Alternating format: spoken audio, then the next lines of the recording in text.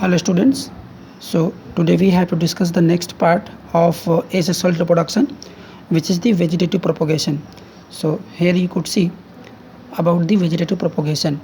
So students, actually vegetative propagation is the mode of reproduction in which the new plant body will develop from the part of the parent plant body. So this could be the part, be the vegetative part, such as root, such as leaf, such as stem. So these are the vegetative parts of the parent plant from which the new plant body will develop. So that's why this is called the vegetative propagation, as the new offsprings are developing from the vegetative part of the parent plant. And the units used to form new plants are called vegetative propagules. Students, जिन units की हम बात कर रहे हैं, हम leaf की बात कर रहे हैं, हम रूट की बात कर रहे हैं और हम स्टेम की बात कर रहे हैं, these are the actually units. और इन यूनिट्स को, जिनसे नई प्लांट बॉडी का फॉर्मेशन हो रहा है, इन यूनिट्स को हम वेजिटेटिव प्रोपोगल्स कहते हैं.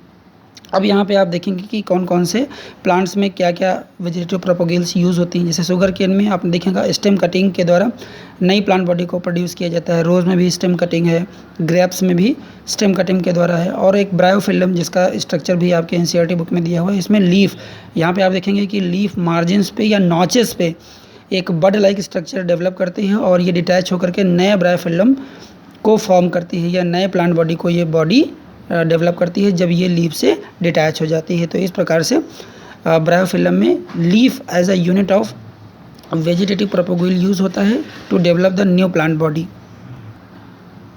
अब देख लेते हैं इसका सिग्निफिकेंस क्या है. तो यहाँ पे देखेंगे 2 पॉइंट बने लिखे हैं. Plants produces be genetically similar. अब आपने देखा कि यहाँ पे कोई 2 इंडिविजुअल इन्वॉल्व नहीं हो रहे हैं, सिंगल पेरेंट इन्वॉल्व हो रहा है. तो जो ऑफस्प्रिंग प्रोड्यूस होगी या जो बेबी प्लांट्स होंगे, उनका जो जेनेटिक मेकअप होगा वो पेरेंट के सेम होगा, यानी आइडेंटिकल सिमिलर होगा. हम पेरेंट्स को और ऑफस्प्रिंग्स को या न्यू प्लांट बॉडी को डिफ्रेंशिएट नहीं कर पाएंगे. दूसरा, प्रोपोगेशन भी possible for those who have lost the capacity to produce seeds. ऐसे प्लांट जैसे बनाना है, ऑरेंज है, रोज़ है और जैस्मिन है, जिनमें सीड प्रोड्यूसिंग एबिलिटी पूरी तरीके से ख़त्म हो चुकी है, वे प्लांट भी प्रोपोगेट कर सकते हैं. तो ये सिग्निफिकेंस है आपका वेजिटेटिव प्रोपोगेशन का. आगे बढ़ते हैं तो हमें पढ़ना है टिश्यू कल्चर. टिश्यू कल्चर में क्या होता है कि पेरेंट से प्लांट बॉडी से सेल्स हम ले लेते हैं. और वो सेल्स हम कहाँ से लेते हैं? जहाँ पे टिप पे एक्चुअली ग्रो करता है पार्ट. पेरेंट्स बॉडी हमेशा टिप, रूट टिप और शूट टिप पे ग्रो होती रहती है. तो वहाँ पे ग्रोइंग टिप से हम सेल को कलेक्ट कर लेते हैं और उन सेल्स से आर्टिफिशियल मीडियम में उनको ग्रो कराते हैं. तो ये सेल जब डिवाइड होती हैं तो इनको हम काइलस कहते हैं. These cells then produced in an artificial medium where these divide rapidly to form calyx. Calyx क्या है? Small group of cells. तो ये स्मॉल ग्रुप ऑफ सेल्स इसको हम काइलस कहते हैं. काइलस को हम दोबारा हार्मोन में रखते हैं. हार्मोन में क्यों रख रहे हैं? ताकि उसकी ग्रोथ और डिफ्रेंशिएशन स्टार्ट हो जाए. जब प्लांटलेट्स डेवलप कर जाती है तो उसको उठा के हम सॉइल में ट्रांसफ़र कर देते हैं, जहाँ पे वो ग्रो करके मैच्योर करती है. तो ये टिश्यू कल्चर है. इसका क्या सिग्निफिकेंस है बच्चों? आप देखिए कि plants can be grown from diseased plants. ऐसे प्लांट जो डिजीज्ड हैं, जो बिल्कुल ख़त्म होने वाले हैं, तो उन प्लांट से भी. और उन प्लांट्स के कहाँ से हम सेल लेंगे ये ध्यान रखेंगे. ग्रोइंग टिप्स से हम सेल लेंगे. जो ओल्ड रीजन है या डेड रीजन है वहाँ से हम सेल नहीं लेंगे टिश्यू कल्चर को करने के लिए. और ये कहाँ यूज़ होता है? जनरली ये ऑर्नामेंटल प्लांट्स के लिए टिश्यू कल्चर टेक्निक यूज़ होती है. जी हाँ, ये स्टूडेंट्स लास्ट एसेक्सुअल रिप्रोडक्शन है आपके कोर्स में, स्पोर फॉर्मेशन. यहाँ पे बहुत सारे फंगी हैं. फंगस का नाम अगर हम लेते हैं तो सबसे पहले आपने जो मशरूम का नाम सुना होगा. यहाँ पे राइजोपस दिया हुआ है. तो ये कैसे प्रोपोगेट करते हैं? Actually they form the spores. अब स्पोर कैसे बनते हैं? देखिए, डेवलप स्पोर्स इन blob like structures called. Actually ये जो blob like structure, bulb like actually कह सकते हैं, जो आपको दिख रहे हैं, ये क्या है? ये स्पोरेंजिया है. स्पोरेंजिया क्या होती है? मदर बॉडी होती है.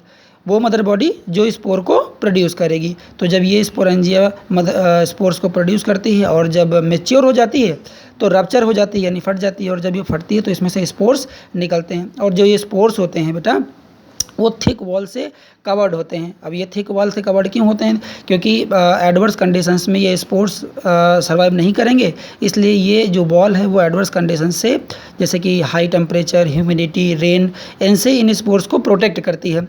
और जब फेवरेबल कंडीशन मिलती है इन स्पोर्स को, तब ये जो वॉल है वो रप्चर कर जाती है या फट जाती है, और जो सेल है इसके अंदर की वो ग्रो करना स्टार्ट कर देती है। Surface the wall break and the cell germinates into क्या? राइजियोपस। राइजियोपस क्या होगा? प्लांट बॉडी होगी। तो ये स्पोरेंजिया क्या हुई? मदर बॉडी हुई। किसके फॉर्मेशन के लिए? स्पोर फॉर्मेशन के लिए। ये हाइफी है जो कि सप्लाई देती है। अगर ये कहाँ ग्रो करता है? जनरली ब्रेड पे। एक्चुअली ये स्टूडेंट आप लोग को मैंने चैप्टर 1 में पढ़ाया है कि जो फंगस हैं वो कैसे हैं? सैप्रोफिटिक हैं। सैप्रोफिटिक जो कि अपना जो न्यूट्रिशन है वो डेड और डिकेइंग मैटर से लेते हैं। तो हाइफी इसको डेड एंड डिकेइंग मैटर से न्यूट्रिशन प्रोवाइड करेगा, और ये ग्रो करके स्पोरेंजिया मदर बॉडी को प्रोड्यूस करेगा। स्पोरेंजिया मदर बॉडी स्पोर को प्रोड्यूस करेगा, और जब स्पोरेंजिया बस्ट करेगा तो स्पोर निकलेंगे। स्पोर्स पे वॉल होगी। वॉल स्पोर्स को एडवर्स कंडीशन से प्रोटेक्ट करेगी। जब फेवरेबल कंडीशंस आएंगी वॉल बस्ट करेगी, और जो उसके अंदर सेल है वो ग्रो करना स्टार्ट करेगी और नए राइजोपस प्लांट बॉडी को डेवलप करेगी। तो इस प्रकार स्पोर फॉर्मेशन कंप्लीट होता है। Thanks for watching this video.